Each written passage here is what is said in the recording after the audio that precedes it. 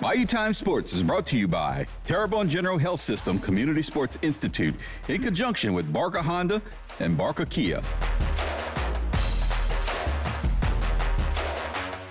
Hi, everybody. Welcome to Bayou Time Sports. As always, we are so fortunate to have Coach Tommy Rybacki here on a weekly basis. His Colonels put up a good fight, came up a little short against the University of Texas Rio Grande Valley, 21-28. The Colonels dropped to 3-7. Texas Rio Grande Valley ups their record to 7-3, and both teams have sort of split their slate related to the Southland Conference. Both teams are 3-3. Coach Rybacki, again, thank you so much for the time. I hope you're doing well. Yeah, doing well. I appreciate you having me on. Listen, that game the other day is one that sort of gets away from you. It's somewhere in the third quarter, but as we were speaking off air, you made a great point. Third downs. Got to get off the field on third downs related to defense, and on offense, you got to keep drives going on third down. There were a couple of times, probably just couldn't get it done, right? Yeah, just a couple conversion downs. First defensively, there's opportunities late in the game to get off the field on third down. I think the last touchdown was a 3rd and 11. And then even after that, we got a chance to get the ball back with about 3 minutes to go tie the game. And that was a 3rd and long as well that we weren't able to get off the field. And then, offensively, we went for it a couple times on 4th down. So your third down play is to set up a manageable 4th down. And there were 2 times that we weren't able to convert on 4th and short. And so, the combination of those 2 things gave them more opportunities. And against a good football team, you can't afford to do that.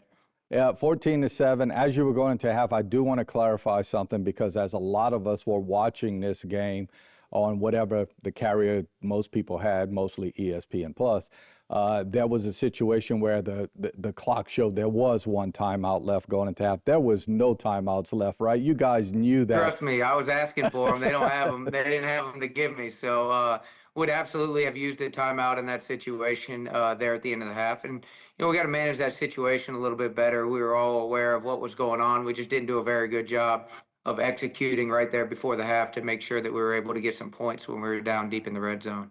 I bring this up every week, and I'll bring it up, and we'll put a button on this game after this. There are a lot of times with special teams, you don't necessarily see it during the game. You don't necessarily see it related to a box score. But obviously, when you get a 16-yard punt and you give them very good field position, and that's when the game's momentum is starting to swing sort of in their favor, it's always tough. Talk about those little things, just the little things you have to do, especially when you're so evenly matched up against this Rio Grande team that probably just didn't happen for you.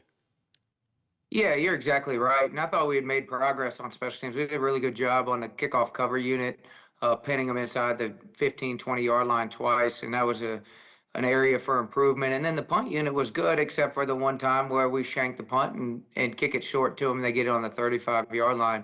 And that was after we had tied the score at 14 in the third quarter. So, unfortunately, short field for them, and they were able to capitalize, and momentum kind of goes with that as well. So, the margin for error, we talk about it all the time. The margin for error is small, especially against good football teams. So, yeah, let's turn our attention to Northwestern State. Northwestern State is a team that is, at this point, as it stands now, they are 1-9. 0-6 in conference play, struggling just a little bit, although they got off to a good start to start the season. But it's always one of those where it's a rival game, and you're a little apprehensive. You want to make sure that the kids understand what it's about. It is here at John L. Guidry. We hope we pack the stadium. Last go round there. Talk a little bit about what you've seen from Northwestern. Yeah, Northwestern State, young football team putting it together. You can see them throughout the year. They've continued to improve in certain areas, and I'm sure it's a rivalry game, and it's going to be a competitive game for that reason. And, for us, we got a lot on the line. We want to play to a certain standard, especially here at home. We got an opportunity to close out the season playing well at home, and so that's great for us. And then we also have 18 seniors who are playing their last game at home. And so setting those guys out the right way is really important to us. And so we need to have a great week of preparation. We need to focus on the details and the things that are going to help this team improve, and so that we can play our best game here closing out the home slate.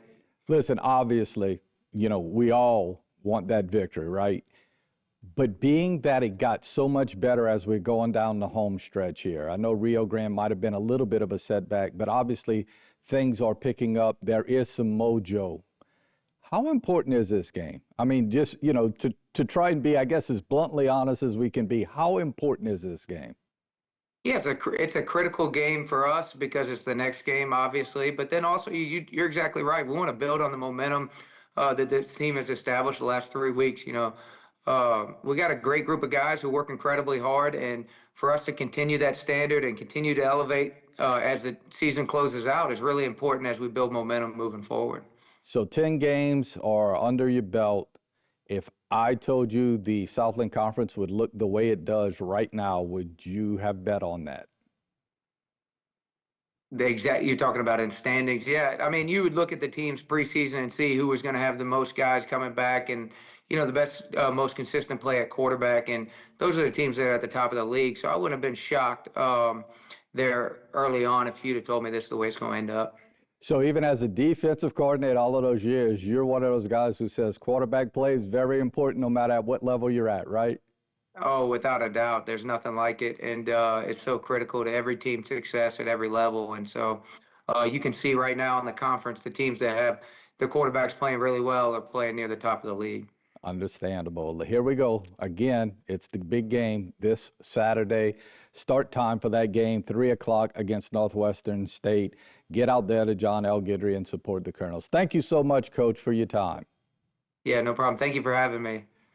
Again, Colonels in action this Saturday. Be out there. Got to take a break. We'll be back after this timeout.